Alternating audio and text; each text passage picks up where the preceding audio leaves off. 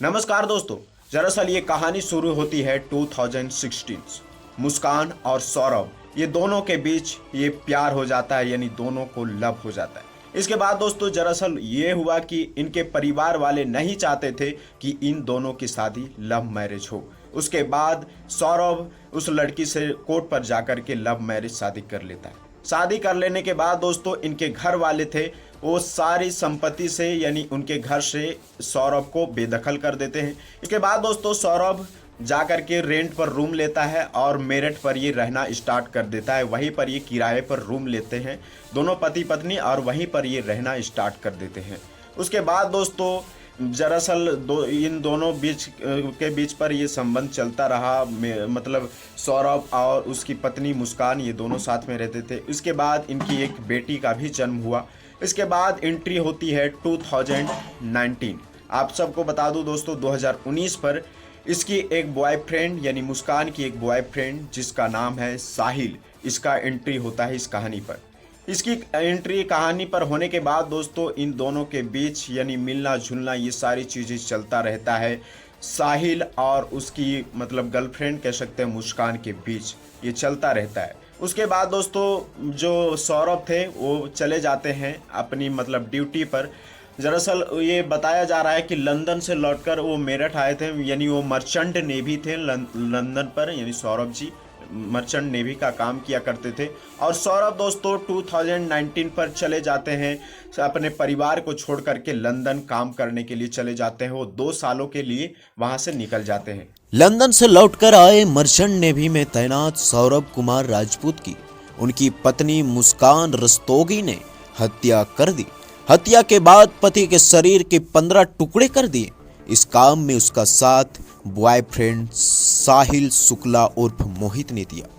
Bedroom में सोते वक्त पति के सीने में मुस्कान ने ही पहली चाकू मारा। मौत के बाद लाश को बाथरूम में ले गए, जहां साहिल ने हाथ पैर समेत शरीर के 15 टुकड़े की। लाश ठिकाने के लिए प्लास्टिक के ड्रम में टुकड़े डाले, फिर उसमें सीमेंट का घोल भर दिया। परिवार और पड़ोसियों को गुमराह करने के लिए मुस्कान शिमला मनाली चली गई। 12 दिन तक वह इंस्टाग्राम पर वीडियो फोटो अपलोड करती रही ताकि लोग यही समझते रहे कि वह लोग घूम रहे हैं। इस कत्ल से पर्दा तब हटा जब 18 मार्च को सौरभ का छोटा भाई राहुल अपने भाई के ब्रह्मपुरी के इंदिरा नगर सेकेंड स्थित घर पर पहुंचा। यहाँ उसने मुस्कान को एक लड़के साहिल के साथ घूमते देखा। भाई कहाँ है पूछने पर सही जवाब मुस्कान नहीं दे सकी। घर के अंदर से बदबू भी आ रही थी। राहुल ने शोर मचाया, तब पड़ोसी भी इकट्ठा हो गए। पुलिस आई तो पूरे झकझोर देने वाले मर्डर का पता चला। पुलिस कस्टडी में मुस्कान और साहिल ने कत्ल की पूरी कहानी सुनाई। साहिल और मुस्कान से जब पुलिस वालों ने पूछा कि ये मामला क्या था तो इन लोगों ने बताया कि सौरभ को मारने की प्लानिंग पिछले 9 महीने से चल रही थी। दरअसल दोस्तों इन लोगों का प्लानिंग ये था कि सौरभ अपनी बेटी के बर्थडे पर आने वाला है, यानी 28 फरवरी को वो घर आएगा। घर आने के बाद उसको क्या करना है कि शराब के मतलब जो बोतल है, शराब जो पैक बना करके उसे दिया जाएगा, उस पर कुछ जहरीले पदार्थ मिला करके उसे दिया जाएगा ताकि वो पिए और वहीं पर उसकी मौत हो जाए। लेकिन दरअसल दोस्तों ऐसा हुआ कि जैसे ही इसकी पत्नी मुस्कान ने उस शराब की पैक बना करके इन्होंने सौरभ को दिया तो उस दिन सौरभ इस शराब को पीने से मना कर दिया।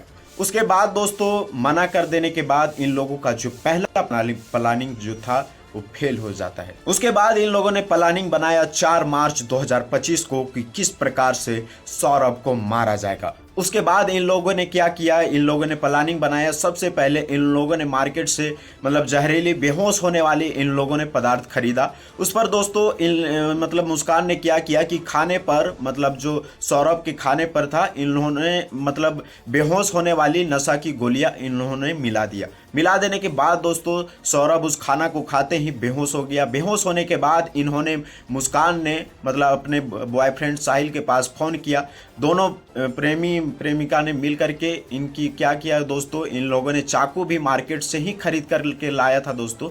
आप सबको बता दूं, जो मीट काटने वाला चाकू होता है उस चाकू को इन लोगों ने खरीद कर लाया था। उसके बाद जैसे ही बेहोश हुआ, इन लोगों ने दोस्तों आप सबको बता दूं कि इस प्रकार से इस चाकू को पकड़ करके इसके ऊपर साहिल मतलब चाकू पकड़ा हुआ था, इसके नीचे मुस्कान पकड़ी हुई थी, और इन दोनों ने दोस्तों इनके मतलब सौरभ के सीने पर था, इन लोगों ने चाकू मारा। एक चाकू मारने के बाद दोस्तों उनकी मौत होनी शुरू हो गई। उसके बाद इन्होंने दोबारा चाकू मारा, उसके बाद वहीं पर सौरभ की मौत हो जाती है। मौत होने के बाद दोस्तों आप सबको पता होगा कि किस प्रकार से इन्होंने बाथरूम पर लेकर के लाश को 15 टुकड़े किए। 15 टुकड़े करने के बाद सीमेंट के घोल पर इस मतलब इनकी लाश को घोल दिया। उसके बाद ये शिमला मनाली घूमने के लिए चले गए। कुछ इस प्रकार से ये कहानी है।